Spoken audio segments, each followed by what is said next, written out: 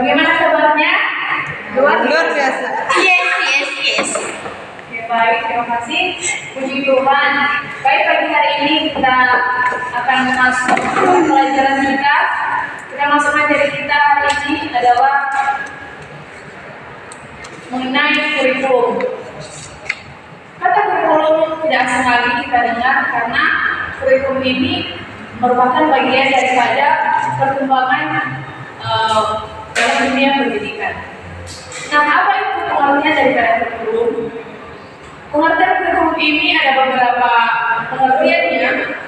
Kalau kita artikan secara etimologis atau dia berasal dari bahasa Latin, di sini ada beberapa bahasanya, misalnya kurikulum, learning course, yang dimana arti daripada kurir itu adalah berlari, sedangkan course adalah pelajaran. Nah, bisa kita simpulkan artinya secara etimologis bahwa kurikulum bisa diartikan metode pembelajaran yang mengalami kemajuan, peningkatan atau perubahan.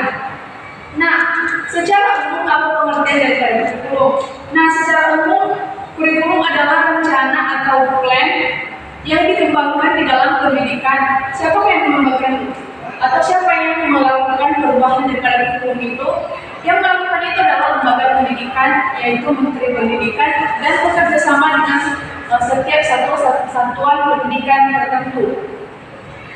Nah, di dalam kurikulum ini ada dua bagian yang harus kita pahami, atau ada dua bagian yang harus kita benar-benar pelajari. Bagian yang pertama adalah apakah hakikat pengembangan daripada kurikulum? Maksudnya, apa itu pengembangan kurikulum? Pengembangan kurikulum adalah usaha mencari bagaimana rencana dan pengaturan mengenai isi, tujuan, dan bahan pelajaran serta bagaimana cara mempelajarinya. Kita bahas satu persatu.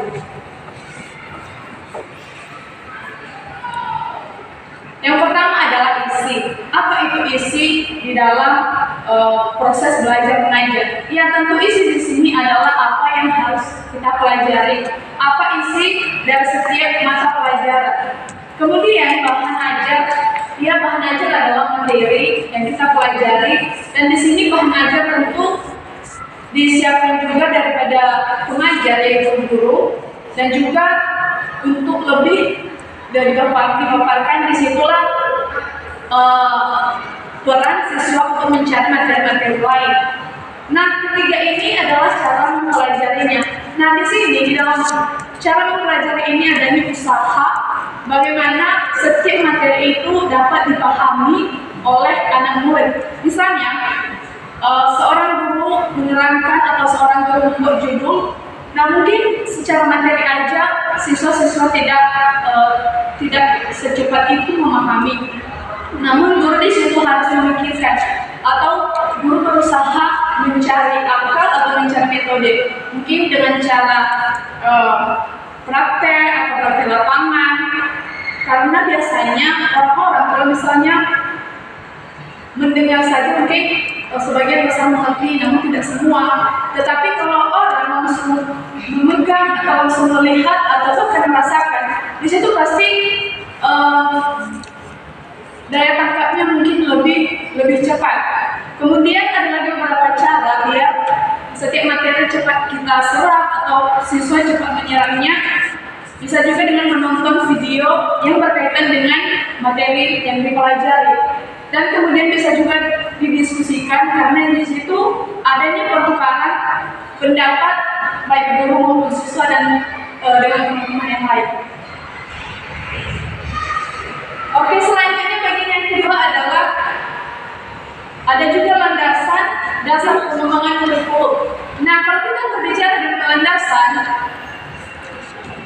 kita bayangkan sebuah rumah kalau dibangun tanpa fondasi itu tidak akan siap, ataupun dibuat fondasinya namun kalau asal-asalan tentu juga tidak bertahan lama. Begitu juga dengan dasar pengembangan kurikulum ini. Lalu kan kita dengar-dengar kurikulum itu bisa berubah, misalnya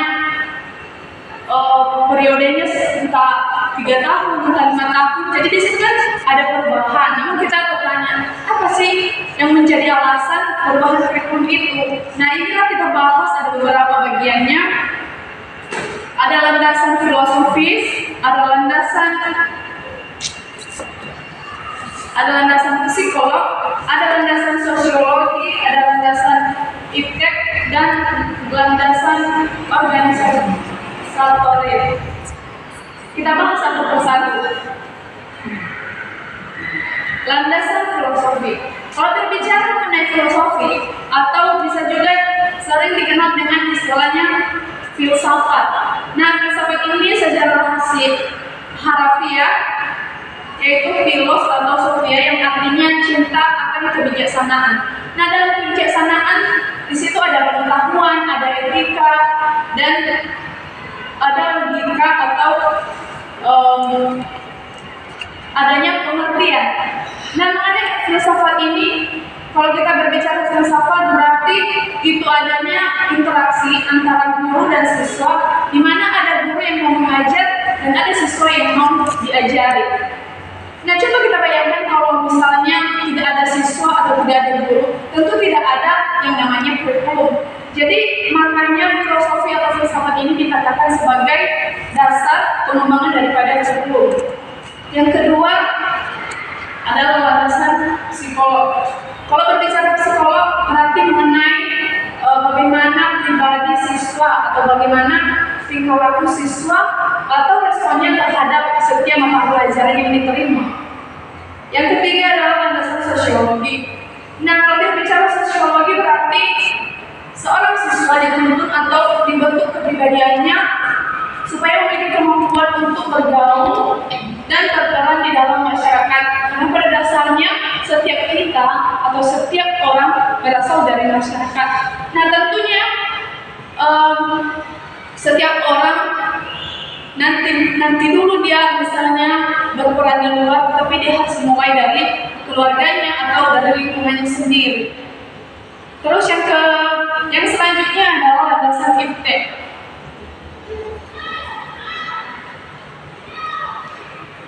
Pengembangan kurikulum juga harus didasarkan pada pengembangan iptek atau ilmu pengetahuan dan teknologi. Iya, jelas, karena sekarang seiring dengan perkembangan zaman ada